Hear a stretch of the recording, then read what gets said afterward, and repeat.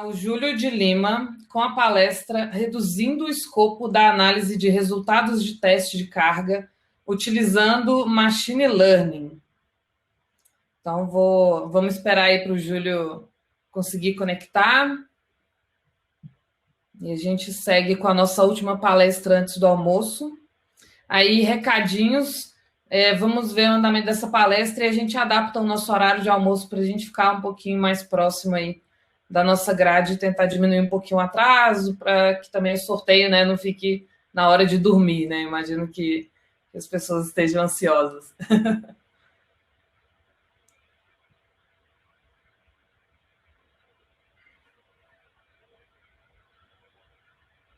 Olá, Júlio. Tá ouvindo? Tudo bem com vocês? Tudo jóia, muito bem-vinda aí ao MTC. E vou deixar o palco para você. A gente vê mais tarde nas perguntas. Perfeito, então. Obrigado, viu, Luísa? E aí, galera? Espero que todos vocês estejam bem. Desde já, eu gostaria de agradecer aqui a organização do MTC. É a primeira vez que eu palestro nesse evento. Eu estou muito contente e muito orgulhoso também de ter recebido esse convite e de poder estar aqui com vocês hoje. Queria agradecer aí a todos que ajudaram a fundar esse evento, que ajuda aí a cada vez mais aí a nossa comunidade de testes a conseguir progredir, né, trazendo conteúdo aí de qualidade relacionado a teste de software. Isso é muito bacana. Eu queria agradecer aqui também a Raquel, né, que está aqui ajudando a gente também com a tradução simultânea, tá? Muito obrigado, Raquel. Vou tentar ser bastante claro aqui nas minhas palavras para conseguir que todos vocês que estão aqui também consigam entender ao máximo e a gente conseguir aprender juntos hoje, tá bom? Eu também vejo aqui muitos dos meus alunos do TSPI já colocando coração roxo aqui. Esses corações roxos aqui, eles são basicamente aí um totem, né? Que mostra aí que a gente conseguiu alcançar os nossos objetivos, né? Então, todos esse pessoal que está colocando aqui hashtag TSPI ou Coração Roxo, são pessoas que trabalham junto comigo diariamente para a gente conseguir crescer juntos, né? São meus amigos. Eu também quero já dar aqui um oi pro Ramsés, que está por aqui também, pro Leonardo Galani, para Luísa Guerra. São aí pessoas que eu sou bem próximo aí também, né? E que é um prazer estar vendo vocês por aqui hoje, tá bom? Dado toda essa introdução, eu quero primeiro aqui compartilhar aqui a minha tela, tá bom? O meu objetivo hoje é conseguir compartilhar com vocês o que eu tenho aprendido aqui em relação a machine learning, a inteligência artificial e como que eu tenho né, pesquisado para fazer com que isso, vamos dizer assim, fique próximo das pessoas que testam aplicações, né? Há 2 anos e meio atrás, né, talvez um pouco mais, talvez 3 anos atrás, mais ou menos, eu comecei a perceber que talvez, era a minha hipótese, né, e é isso que é uma das coisas que nós, né, qualquer pessoa pode aí, então, começar a criar, né, de maneira, vamos dizer assim, livre, né, todo mundo pode criar hipóteses. Aí eu criei a minha naquela hora, né, eu falei, bom, vamos ver. Acredito que eu precise agora dar um próximo passo dentro da minha carreira. Qual será esse próximo passo? Talvez, né, e aí vem a minha hipótese, talvez haja aí, dentro da inteligência artificial, machine learning, algo que possa colaborar com a área de testes. E naquela época eu ainda não sabia pesquisar, né? Minha pesquisa ela era ainda muito rasa. E eu peguei e fui para o Google e fiz algumas perguntas, né? Bom, inteligência artificial e testes. E a maioria das coisas que eu achava era sobre alguma ferramenta de testes que usava machine learning ou inteligência artificial para resolver algum problema. E eu falava, bom, bacana isso, hein?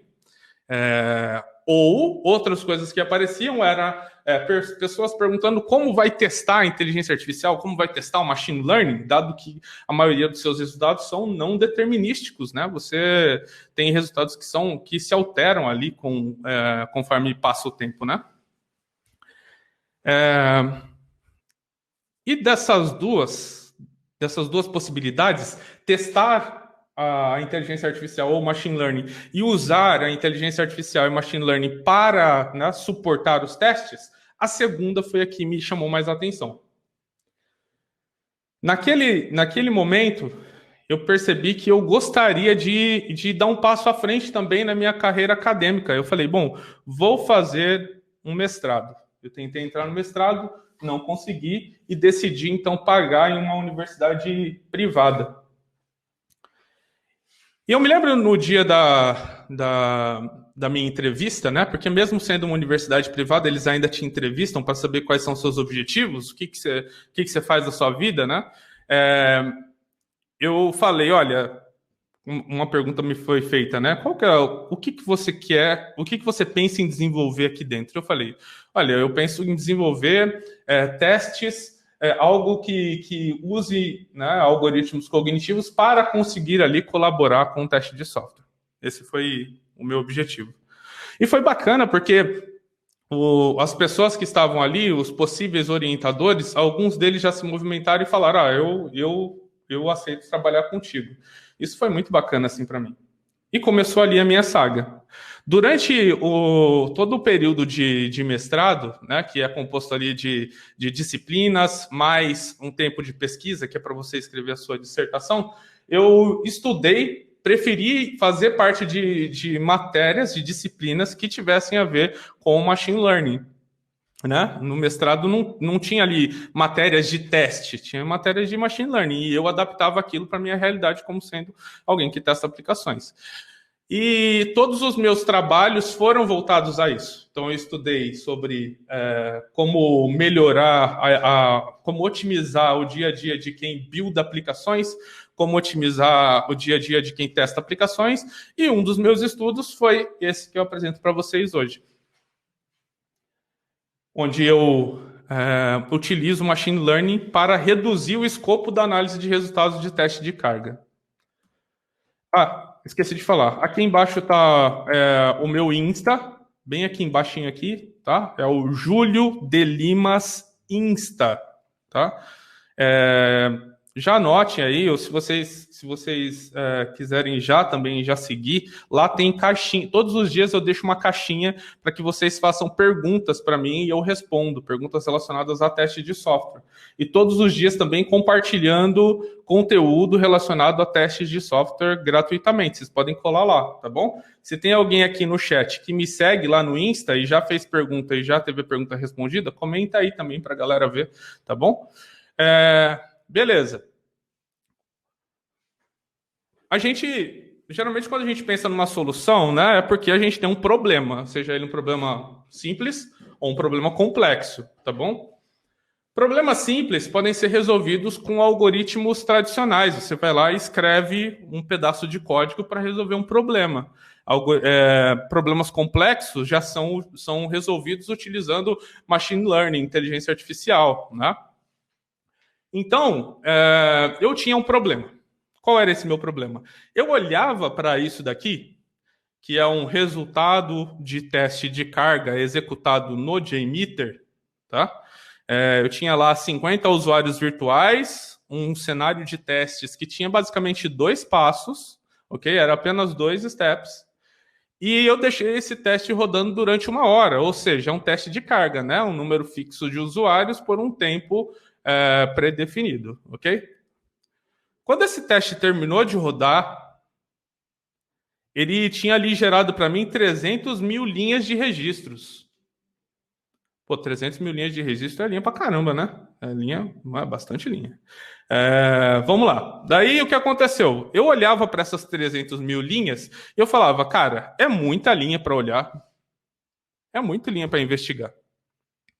Eu falava, já sei, vou buscar aqui pelas colunas que deram falha. Aí eu ia lá e buscava pela coluna que deu falha. Só que ainda assim eu tinha que ficar observando muitas variáveis, né? Tinha ali muitos ranges, muitas faixas de valores. Era difícil de investigar aquilo. Mas ainda assim, eu, como sendo alguém que testa aplicações e que tem ali conhecimento sobre testes de carga, ia lá e analisava e tentava identificar o que eu conseguiria ali extrair daquele mundaréu de dados, né? Basicamente era isso que acontecia. E aí, o que aconteceu? Eu peguei e falei assim, bom, né, esse também é uma forma natural de você investigar, de você visualizar ali os gráficos depois que você roda um teste de carga. Eu vou olhar também o gráfico, né? Então, peguei aquelas 300 mil linhas, plotei ela num gráfico e o gráfico ficou assim. Beleza? Aí eu pergunto para vocês que estão aí no chat agora, tá bom? Interajam comigo aí. Me diz, onde está o problema? Onde estão os problemas? Se é que os problemas existem também, né? Onde estão os problemas? Aí, antes de vocês responderem, eu só vou explicar aqui rapidamente esse gráfico, né? Vertical, nós temos os tempos de resposta, tá bom? Sendo que cada mil ali é representado em milissegundos, logo cada mil representa um segundo, tá bom? Então na vertical nós temos o tempo de resposta, beleza? Em milissegundos. E na horizontal nós temos, né, a timeline, o decorrer da execução do teste. Vocês vão ver ali que começou às 14h55 e 29 e terminou às 15h54. Linhas azuis, ou pretas, ou roxas, seja lá o que é isso daqui, né? Nós temos aqui um passo dentro do meu teste, que é o passo onde eu estou acessando a página principal. E nos passos em vermelho, nós temos ali, então, o momento onde eu estou fazendo login. Então, eu entrei na página, depois fiz o login, beleza? Então, o que vocês veem aqui em azul e em vermelho é isso, tá? Dado agora que vocês conhecem esse gráfico, me digam aí, arrisquem. O que é o problema que está acontecendo aqui? O que é esse problema? Oh, meu Deus, que é isso? Vamos ver aqui, o que vocês estão falando aqui no stage. Vamos lá. Login. Impossível saber o problema ainda. Legal. Tá bem. Bom, realmente é impossível você saber o problema ainda, tá? Eu concordo aqui com o Aldrich Khaled, né? Só que o que acontece aqui é o seguinte, tá? Geralmente, como a gente vê aqui esse pico, né? A gente vê aqui esse pico de tempo de resposta, geralmente o que a gente chuta aqui, a nossa primeira hipótese é que provavelmente onde tem esses picos maiores aqui é onde está o nosso problema.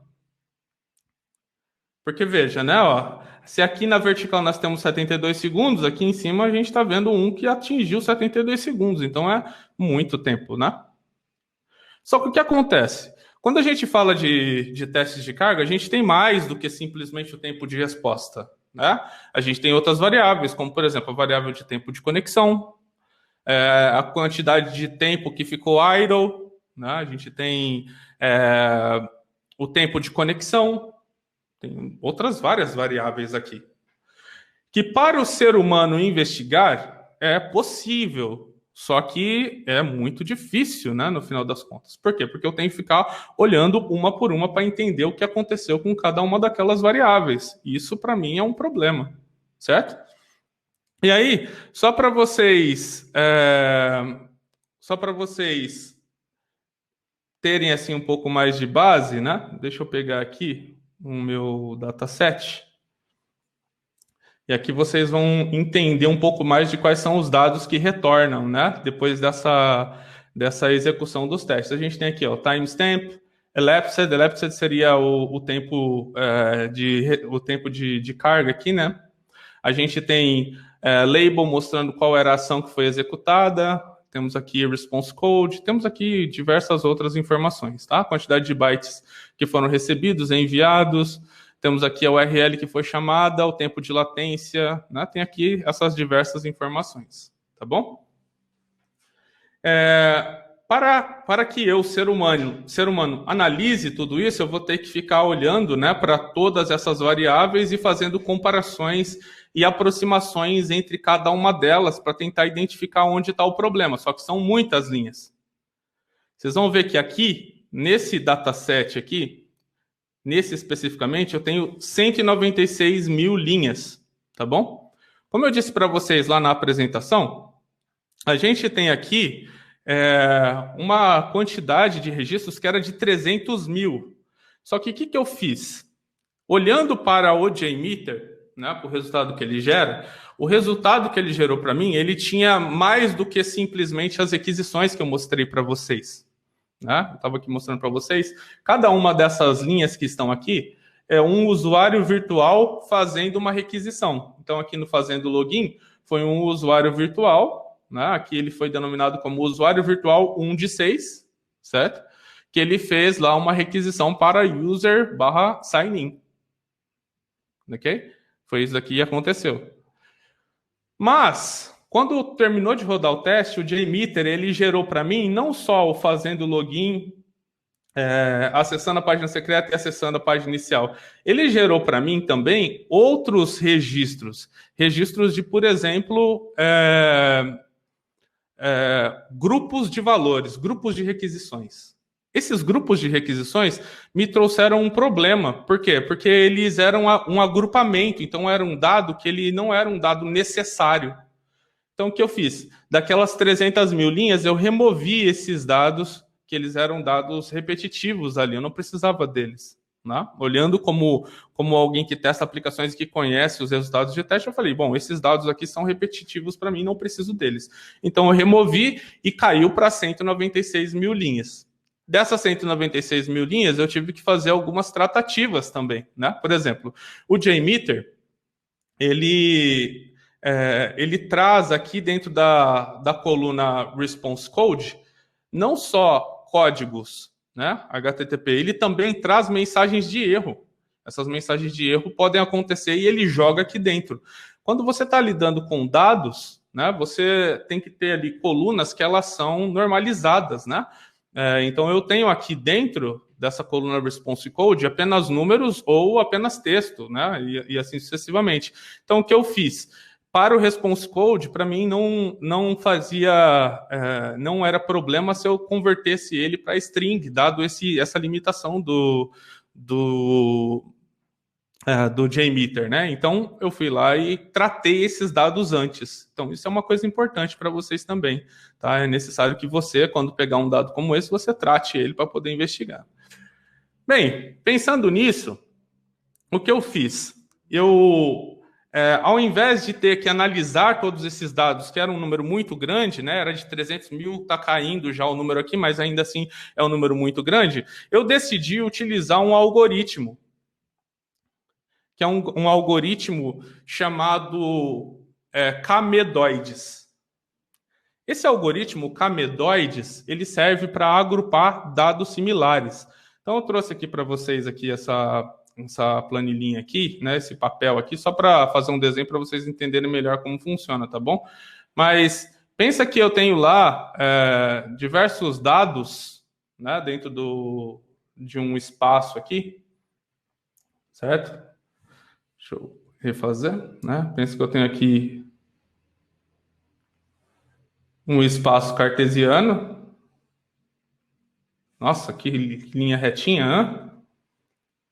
Tentar de novo. Aí, eu tenho um espaço cartesiano e aqui dentro eu tenho várias observações, são vários pontinhos aqui, certo?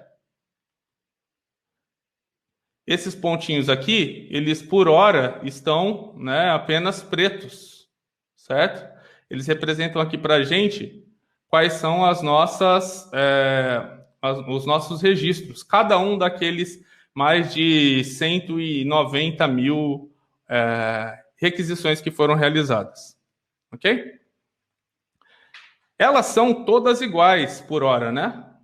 Tá bom, umas são mais feias, outras são mais bonitas aqui, segundo esse desenho que eu fiz, mas não liguem para isso, ok? A questão é que elas podem ser similares. Então, quando eu falo assim, olha, quero que você, algoritmo PAN, né, que é o meu Camedoides, divida esses dados aqui em 2 grupos. Então, o que ele faz? Ele vai lá e pega um grupo, que eu vou pegar aqui como rosa, beleza? E ele vai lá e fala, olha, essas informações aqui fazem parte de um grupo. Né? Como eu falei para ele 2, ele vai falar, e essas outras aqui em verde, ó, são similares também, elas fazem parte de outro grupo. Certo? Então, como eu falei para ele dividir em 2 grupos, ele fez isso daqui para mim. E aí ele ainda me fala o seguinte, ele fala, olha, Júlio, inclusive, essa daqui, ó, é o seu medoide. Esse é o medoide do grupo 1 e esse daqui é o medoide do grupo 2. O que significa isso aqui? Significa que o meu medoide, ele é a representação mais, como eu vou dizer assim, é a melhor representação daquele grupo. Ou seja, essa pecinha aqui tem as características aproximadas de todos os elementos que estão naquele grupo. Essa daqui é a mesma coisa. Ela representa melhor os demais. Ou seja, eu olho para ela e eu vejo nela características que representam bem aquele grupo. Por exemplo, se a gente está falando dos dados lá que o JMeter trouxe, e eu falei para o Pan ele gerar lá 2 grupos, essa daqui seria a que tem um tempo de resposta mais similar à maioria daquelas observações do grupo, que ele tem o idle time, o connection time mais similar ao que tem dentro daquele grupo. Beleza? Então, isso daqui é o que o nosso amigo Camedoides nos faz. Às vezes, pode ser que vocês já ouviram falar de um outro algoritmo, que é um algoritmo chamado K-means. Ele tem um comportamento similar a esse, só o que ele faz? Ele vai lá e ele identifica também aqui qual que é um centroide, ok? E o centroide, ele não necessariamente tem um elemento lá dentro. Então, esse daqui não é tão legal para nós aqui, para o nosso estudo agora, tá? Porque ele não pega uma observação específica, ele pega só um ponto flutuante no meio daqueles dados todos. Beleza? Show de bola. Legal. A Letícia está falando, clusterização e machine learning. É isso aí. O Ramsés falou aqui, esse gráfico parece estar meio vesgo. Pode ser isso mesmo, viu, Ramsés? Legal. Como que a gente faz isso, tá? Eu faço isso aqui utilizando OR, né, que é uma linguagem aqui chamada R Language, né, que é bastante utilizada aí quando a gente está falando de ciência de dados, tá bom? E aí eu tenho aqui uma IDE, onde eu posso trabalhar, né, escrevendo em R, é a forma mais fácil de você utilizar ali, na minha opinião. Então, se vocês quiserem depois baixar na máquina de vocês, tudo que tem aqui eu vou deixar disponível aí para que vocês possam baixar em seguida aí a palestra e reproduzir na casa de vocês, tá bom? Porque eu acho que esse é um dos pontos também importantes aqui para vocês hoje, para que vocês, quando chegarem, né, no final da palestra, saiam daqui hoje sabendo de algo, tá bom? Então, vamos lá. Vocês podem, lá no Docker Hub,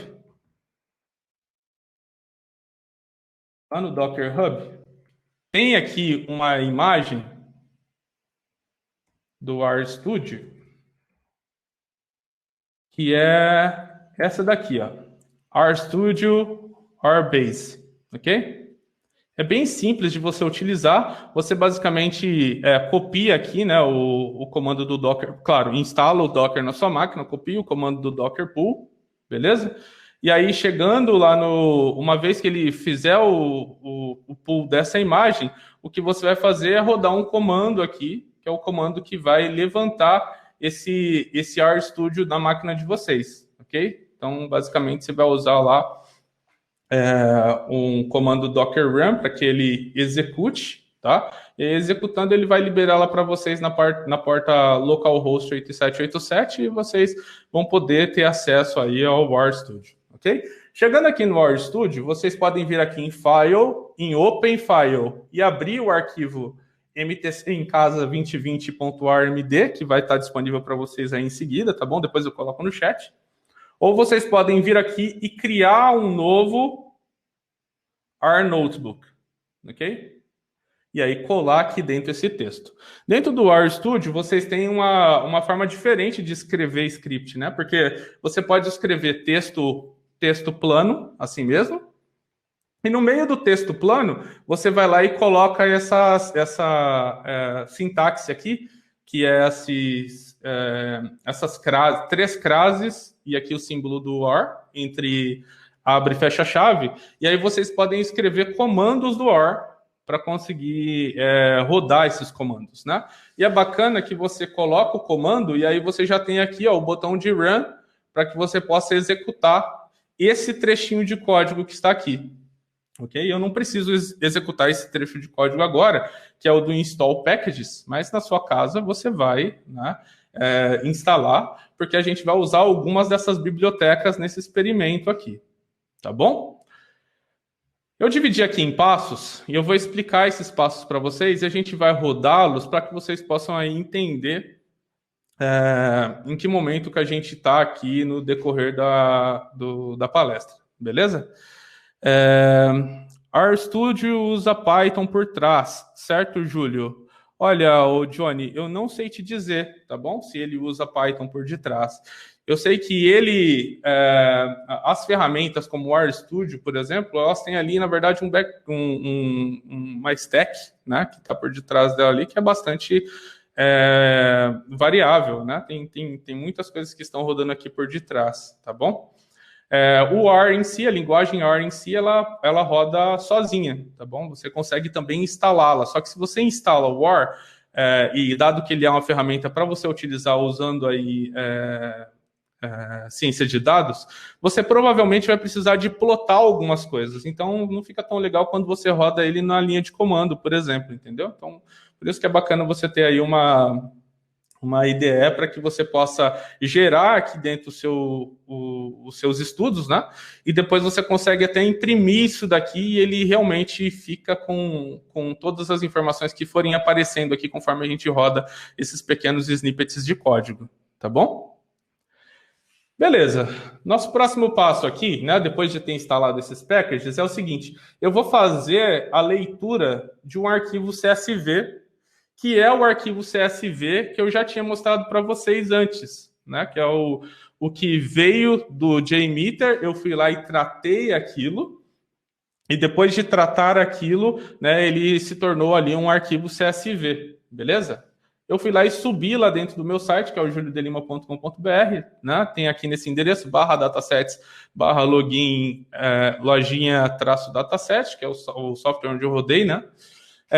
E aqui o que eu estou dizendo é o seguinte, eu quero criar uma variável chamada dataset, que ela vai receber, esse daqui é o símbolo de atribuição, né, dentro do OR, a leitura de um CSV. Então aqui eu estou basicamente fazendo download daquele CSV, e fazendo com que ele agora seja lido e venha já para um formato de matriz que vai ficar aqui dentro dessa minha variável dataset. Tá vendo? Cliquei aqui no Run, ele automaticamente já me rodou o código e já falou aqui para mim, trouxe aqui algumas mensagens, né, como sendo resposta daquilo. Se eu venho aqui nessa variável dataset, ela não tem nada, é como se fosse um texto. Mas aqui do lado direito, no RStudio, vocês conseguem ver que aqui eu tenho as variáveis que estão sendo preenchidas. E aqui eu tenho a variável dataset. E lá dentro eu tenho todos os dados que estavam no meu CSV. Ok? Isso daqui também é mais para uma questão aqui de vocês conseguirem entender o que está rolando, né? Show! Nosso próximo passo aqui uma vez que eu alimentei aqui esse dataset, isso daqui foi a parte mais simples, né?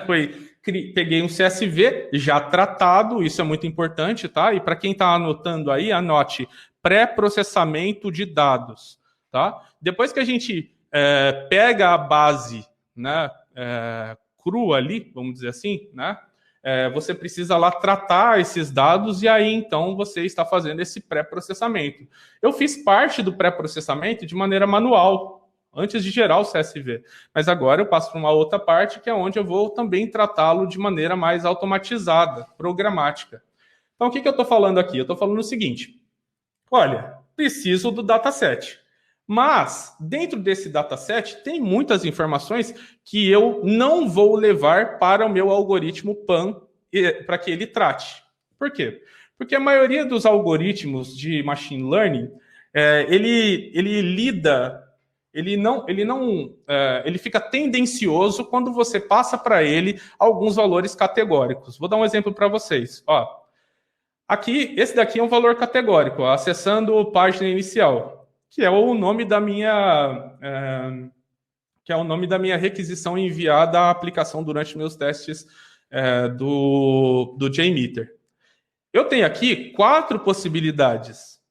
Se eu falo que eu quero fazer um agrupamento como esse daqui dos dados, né? Lembrando que teria lá, sei lá, 300 mil pontinhos, né? Aí depois caiu para 190 e poucos mil pontinhos. Se eu coloco esses valores aqui, esses 4 valores aqui, automaticamente o agrupamento, que é um agrupamento feito de maneira automática, ele vai criar 4 grupos para mim. Desculpa, não que ele vá criar, mas a probabilidade dele criar 4 grupos para mim é altíssima. E não é isso que eu quero. O que eu quero é que o PAN crie para mim grupos similares de informações de maneira automatizada. E por que eu quero isso?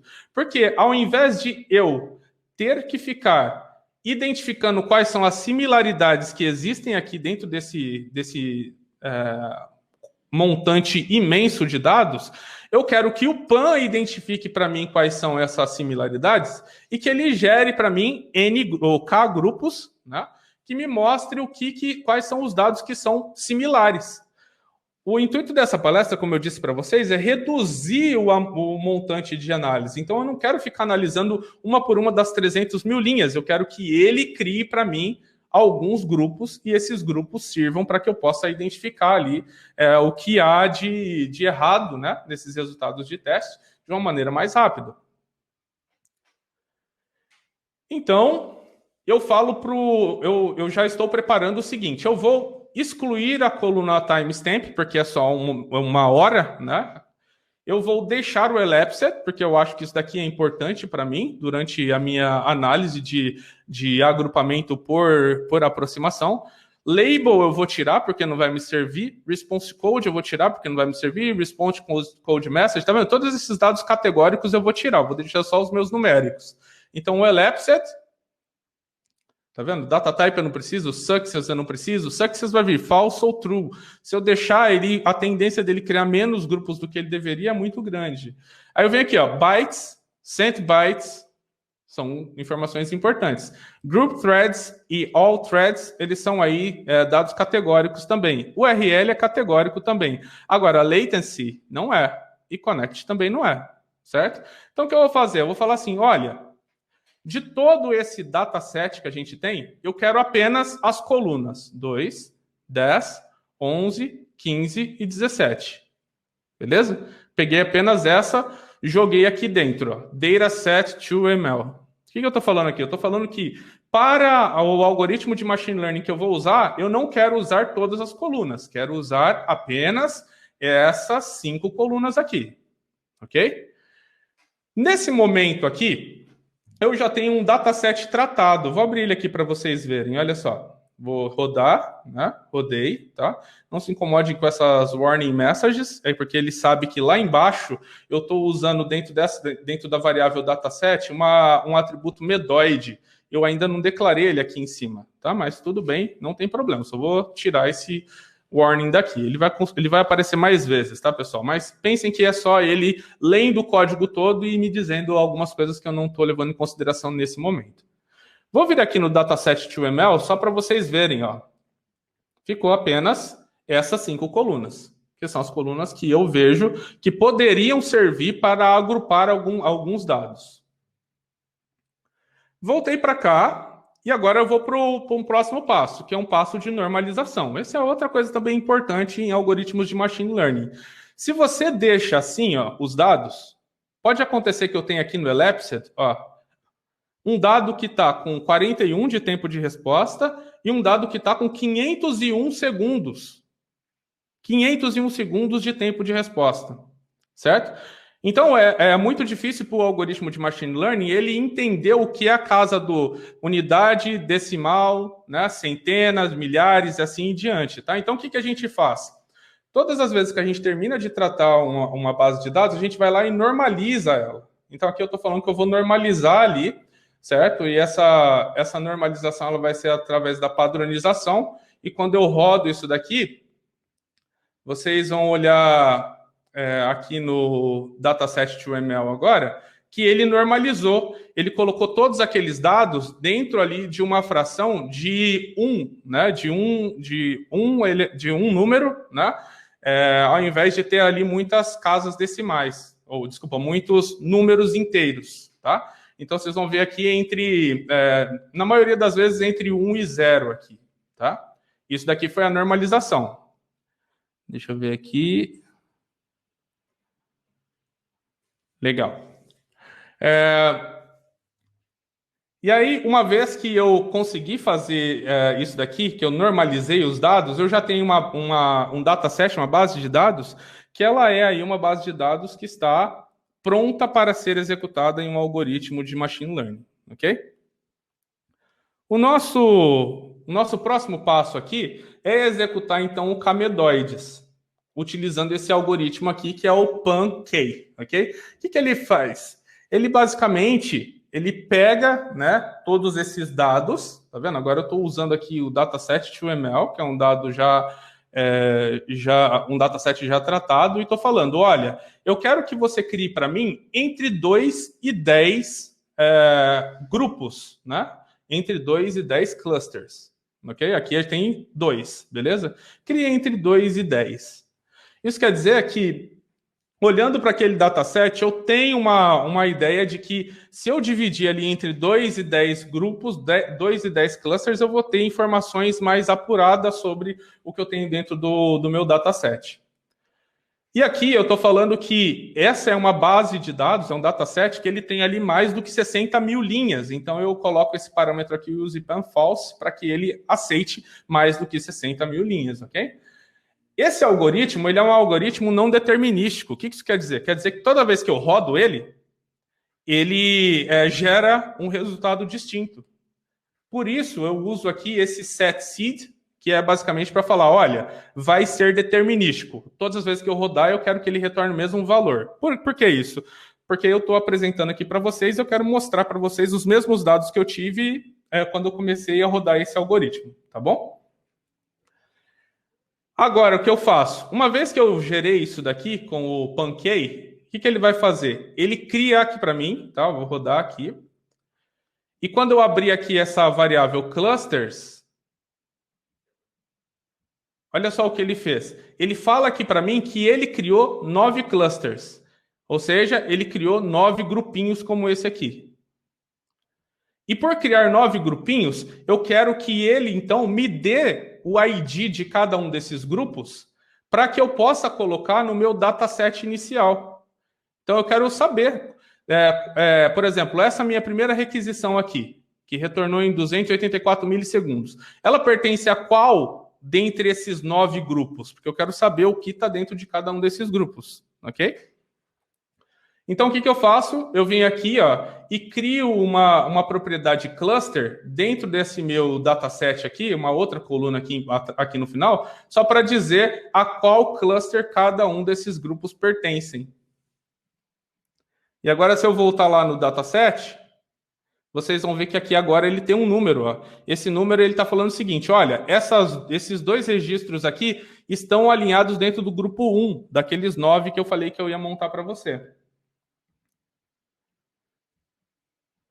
Agora, se eu mostrar aqui o que tem dentro de cada cluster, de cada um daqueles 9 grupinhos, ele vai falar para mim. Olha só que interessante. Ele fala, olha, Júlio, dentro do grupo 1 tem 861 registros. Do 2, 31 mil. Do 3, 56 mil. E assim em diante, tá vendo? E agora as coisas já começam a ficar um pouco mais fáceis para que vocês possam entender qual que é o objetivo do uso do PAN. O que ele falou para mim? Ele falou assim, Júlio, Sabe todos aqueles 196 mil registros que você me passou, cara? Sei. Então, eu encontrei aqui 861 que são parecidos. Olha, sabe o que mais? Eu encontrei um outro aqui, 31 mil registros que são semelhantes também. E cada um desses daqui, galera, são dados parecidos que ele colocou em grupinhos. Ou seja, antes... outra coisa interessante, né? E para cada um desses grupos, ele colocou um medoide, certo? Ele disse assim, ó, olha, Júlio, desses 9 grupos, tá? Finge que aqui tem 9 grupinhos, tá bom, galera? Mas, ó, desses 9 grupos, eu tenho aqui um que melhor representa esse e tenho aqui, ó, um que melhor representa esse daqui. Esse daqui é o nosso medoide. O que isso me serve? Ele fala o seguinte, olha, Júlio, agora, ou melhor, né? Antes você tinha que investigar 196 mil registros. Agora, você só tem que investigar 9. Dentro de cada um desses grupinhos aqui, Júlio, tem um que melhor representa o grupo. Ou seja, você olha para ele e não precisa olhar para todos os 196 mil. Consegue entender? É nesse ponto aqui que está o coração dessa nossa discussão de hoje, galera. De 196 mil, eu quebrei para 9. E desses 9, olha só o que eu vou fazer. Eu vou vir aqui, ó, nessa próxima linha que eu criei aqui, para apresentar os medoides. Desculpa, é próxima, tá? Aqui, o que eu fiz? Eu só peguei todos aqueles 9 e separei eles dentro do meu dataset. Então, eu estou falando, ó, dentro do dataset tem 9 medoides. Agora sim, eu vou apresentá-los aqui. Olha só, esses daqui são os meus medoides. Ok? Eu vou vir aqui mais para o fundo, ó, e vocês vão ver que cada um desses medoides faz parte de um cluster, ó. Tá? Então, cada linha dessa aqui é essa nossa bolinha aqui de cada um dos grupos. Ou seja, eu não tenho que olhar mais para os 196 mil. Agora eu só olho para cada um deles. Então, olha só. Lembra lá que a gente tinha esse daqui, ó, o grupo número 1, que tinha só 861 registros lá dentro? Olha o que eu estou vendo aqui. Eu estou vendo que nesse grupo 1, certo? É a primeira opção aqui, a primeira linha aqui. O tempo de resposta desses registros que estão aqui dentro gira em torno de 4,9 segundos. Tá? Isso daqui ele está pegando valores médios, 4,9 segundos. A maioria deles está executando a validação do usuário. Olha só, isso daqui já começou a ficar bom, hein? Dentro desse grupo 1, a resposta, o response code mais comum é non-HTTP response code. Certo? Então, ele está dando um non-HTTP response exception. Porque ele não está tendo lá resposta dessa requisição aqui. Todos os demais grupos retornaram o seu valor principal como sendo 200, mas esse daqui reúne os dados mais similares e o dado que melhor representa eles é um non-HTTP response message. E olha só, no response message eu tenho aqui, ó, não teve resposta, ele falhou em responder. O servidor lá da nossa aplicação falhou em responder. O que isso daqui quer me dizer, galera? Isso daqui quer me dizer que a maioria dos problemas estão dentro do grupo 1. E por estarem dentro do grupo 1, eu não preciso focar os meus esforços nos demais.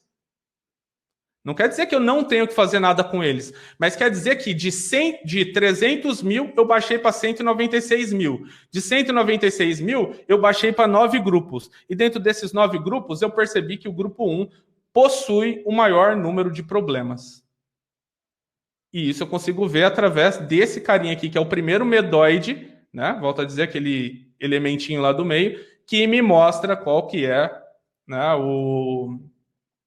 aqui o nosso principal, qual que é o elemento que melhor mostra o nosso problema, ok? E olha só que interessante, né? Lembra que a gente estava olhando lá inicialmente para esse pico aqui, achando que esses picos poderiam ser os problemas?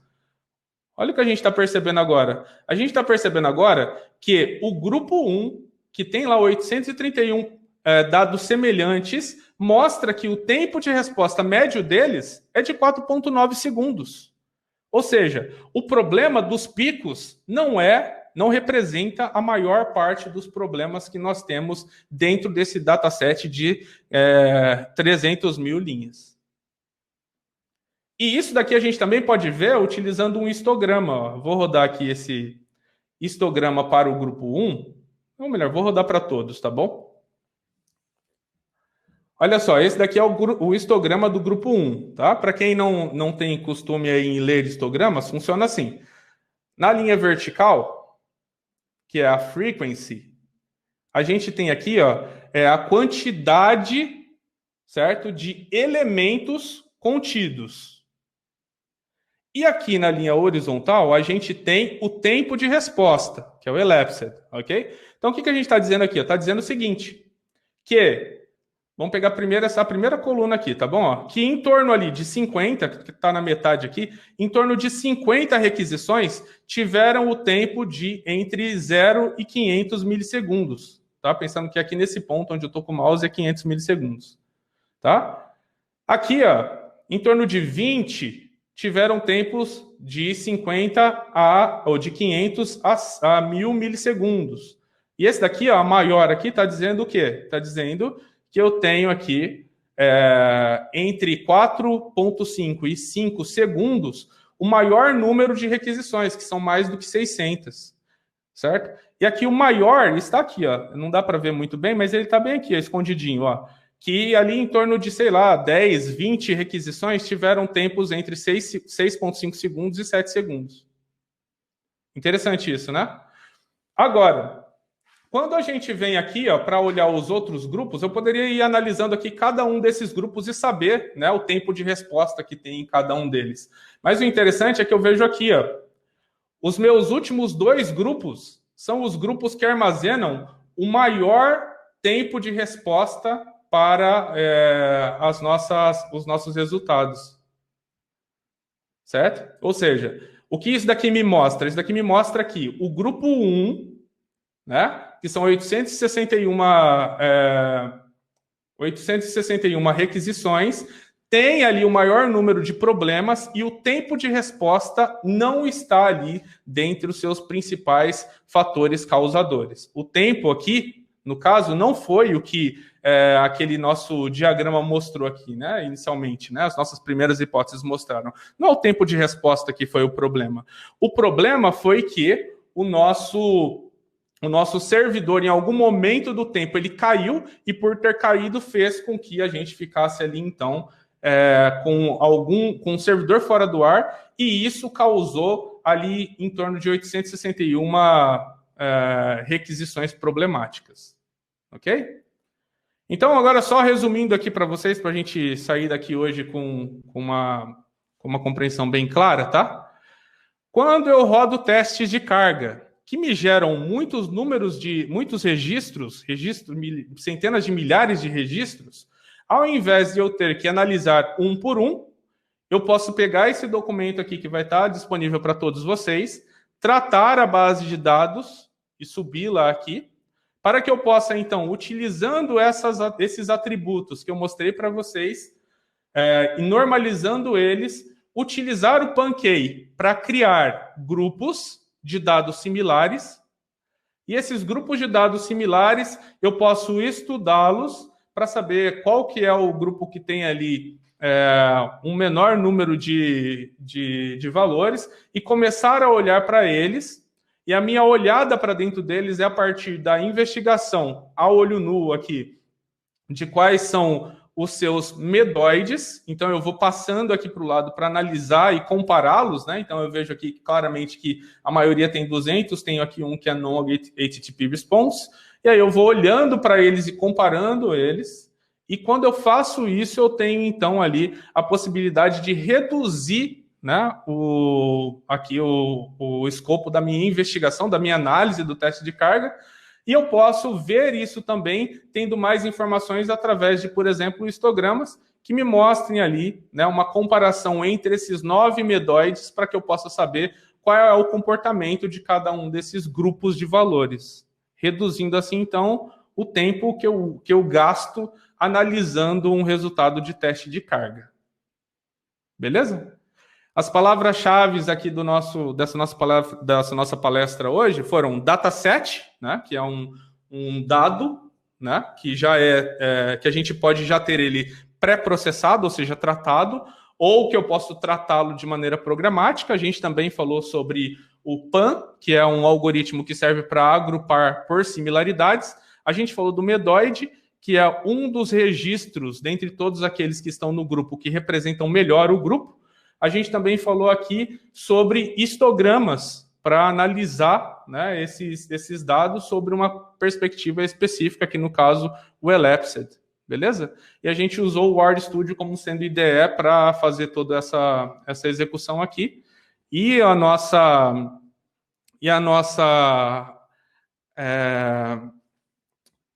aqui a nossa forma, né, de investigar, que é uma forma comparativa. Eu olho lá para cada um dos medoides e eles me dizem o que é que tem em comum entre todos esses daqui, né? E isso faz com que a gente consiga aí rapidamente chegar ao resultado dos testes de performance, ok? Uma coisa muito importante para todos vocês que estão aqui. Testes de carga, testes de performance, né? Eles não são apenas ferramentas, tá? Você não vai lá e simplesmente pega o JMeter, né? Muitas vezes a gente pensa isso. Fiz um curso de JMeter na Udemy. Né? Esse curso de JMeter me fez o especialista em testes de performance. Não é assim, tá bom? A ferramenta, no caso, o JMeter lá, ele é apenas 5, 10% de tudo que você tem que fazer quando você está executando um teste de performance. Essa forma aqui de solucionar um problema que eu trouxe para vocês, depois que você já tem o script já escrito, você vai lá e trata a base de dados, joga lá dentro, e ele é rapidinho, sei lá, 30 minutos para você ter os resultados que eu tive aqui e já saber que você tem que atacar a investigação no grupo A, no grupo 1, né? Mas veja, o mais importante não é o ferramental, é o cérebro, é o que você pensa, é a forma com que você interpreta isso. Tá? Então, antes eu tive que preparar um ambiente para testar. Antes eu tive que pensar em quais são os testes que eu ia fazer. Eu fui lá e preparei todo o meu ambiente para que ele esteja preparado. Aí eu fui lá e rodei os testes do JMeter. Tá? Vamos lá. 1 hora de execução com mais 1 hora de preparação do script. Beleza? Aí depois eu fui lá e tive o resultado. Com o meu conhecimento de especialista em testes, eu analisei quais são as colunas importantes. Tratei elas, joguei dentro do Pancake. Próximo passo. Aí começa outra saga. Eu vou pegar os 801 registros, eu vou olhar lá dentro do Grafana, eu vou olhar lá dentro do Greylog, vou olhar lá dentro da aplicação, vou ver quais são os métodos que foram executados, quais não responderam bem, vou conversar com a área de negócios para entender quais são ali os requisitos não funcionais, se a gente está atendendo, se não está. Vou olhar para a arquitetura e ver se a gente está construindo uma aplicação que é um ecossistema da aplicação do sistema que é sustentável. Aí eu vou fazer um fix, vou testar tudo de novo. Entendem? É muito mais do que simplesmente uma ferramenta para que vai resolver os seus problemas. Não é. Por isso que eu sempre falo para meus alunos aqui do TSPI e do Descomplicando, eu falo, galera, vocês precisam voltar a ser testadores pensantes, críticos, pessoas que conhecem dos fundamentos e que aplicam eles para você ter mais eficiência. É disso que a gente precisa hoje, galera. Voltar a pesquisar, a procurar, a ler e fazendo dessa forma, a gente consegue, então, ser muito mais eficientes no nosso trabalho e a gente consegue ser muito mais inovador. E aí não tem para ninguém. A gente consegue se destacar e conseguir as melhores oportunidades para a nossa carreira. Beleza? Então fica aí essa mensagem para vocês. Gostaria novamente de agradecer a todos vocês que vieram aqui hoje para esse evento. Agradecer novamente a Raquel, a todos os organizadores. Para mim é um grande prazer estar por aqui. Beleza? Espero que vocês tenham gostado. Muito bom, muito obrigada, Júlio. Nossa, que aula, assim. Fiquei bem impactada com essa última parte que você falou de voltar a ser pensante, né? teste de software é mais que ferramentas, assim. A gente tem aqui algumas perguntas, vamos fazer uma e depois a gente sai para o lanche, pode ser? Pode ser, vamos nessa. Compartilhando aqui o Slido, eu acho que eu vou juntar essas duas primeiras, eu acho que elas estão relacionadas, que pergunta se você acha que a evolução da automação de testes passa pelo casamento da automação com machine learning, big data, e quais outros temas da área de teste a gente consegue, né, casar com esse assunto de machine learning aí? O que você acha que dá para a gente aplicar? Legal. Bom, vamos começar assim, tá? Vamos fracionar aqui essa resposta. Primeiro, onde que eu aplico machine learning? É em tudo? Não, é em problemas complexos, beleza? O que é um problema complexo? Um problema complexo é um problema que você teria que gastar muito tempo seu, né, para ficar tentando identificar algo que no final você iria conseguir, mas você ia gastar muito tempo para conseguir pensar naquela solução. E você precisa de alguma coisa que te ajude a tomar uma decisão, né, de maneira mais rápida, beleza? Durante essa tomada de decisão, pode ou não usar dados históricos. Ok? Então, esse é o princípio. Agora, veja. Tem um algoritmo que eu gosto muito, que é o da Test AI, que eles criaram lá para você conseguir identificar na tela os identificadores únicos, ao invés de você ter que ficar lá colocando identificador único para todos os elementos que você tem no seu app, certo? Então, o que eles fizeram? Eles foram lá e aprenderam. É um problema complexo, ter que identificar toda hora o identificador único do elemento. O que eles fizeram? Eles falaram, bom, podemos usar, né, eu, ser humano, eu olho para a tela, identifico que é um botão de pesquisa, sem mesmo ter lá o ID dele. Como que eu, ser humano, faço isso? Eles pensaram. Eles falaram, cara, eu sei disso porque eu já olhei tanto botão de pesquisa, tanto campo de pesquisa na minha vida, que isso me faz ajudar a tomar uma decisão sobre se é ou não um botão de pesquisa. Então, o que eles fizeram? Eles pegaram, sei lá, centenas de imagens de botão de pesquisa, treinaram um algoritmo de machine learning para aprender os formatos, e aprendendo o formato, quando aparece um novo botão de pesquisa na tela, ele faz um guess, ele tenta adivinhar. Fala, cara, eu acho que isso daqui, 80% é botão de pesquisa. E aí ele vai lá e clica naquilo.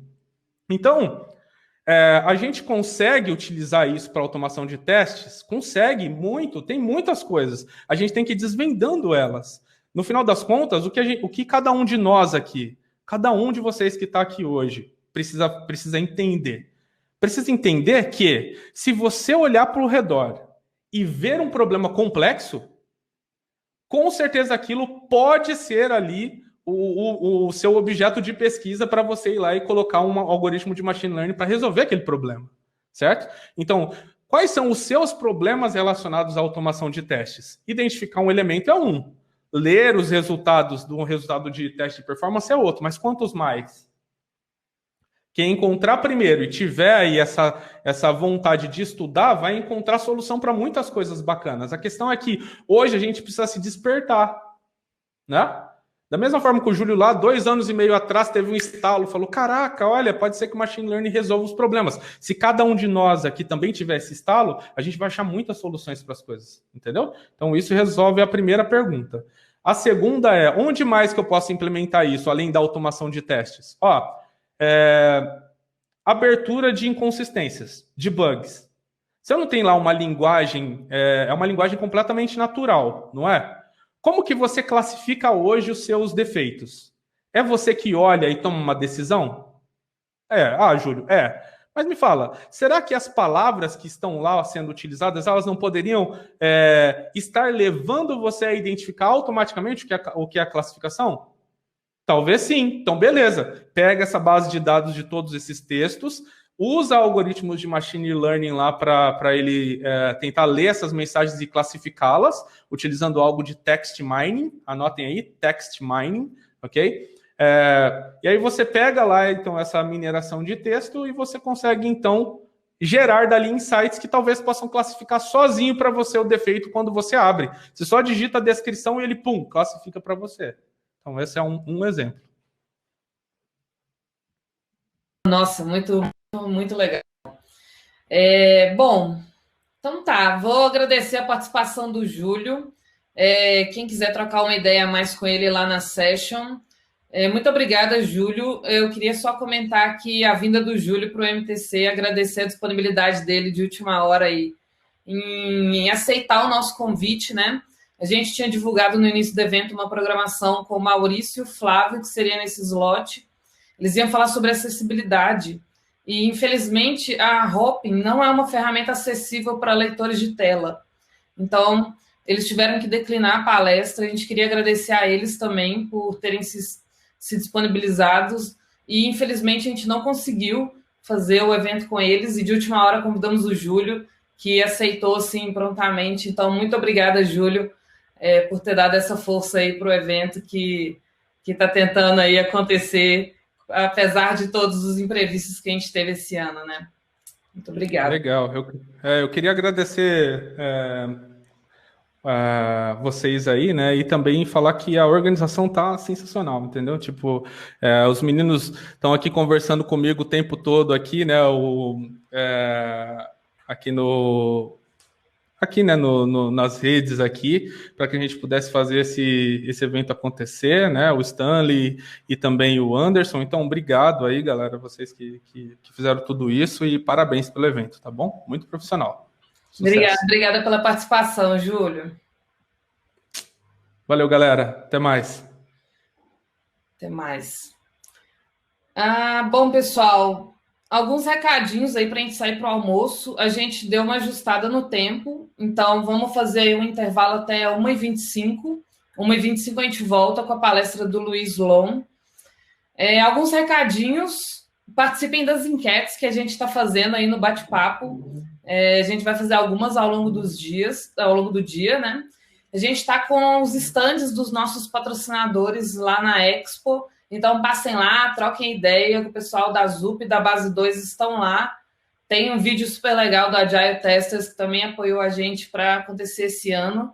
E quem quiser receber o certificado do MTC em casa, também está lá uma Expo do MTC para você preencher os seus dados.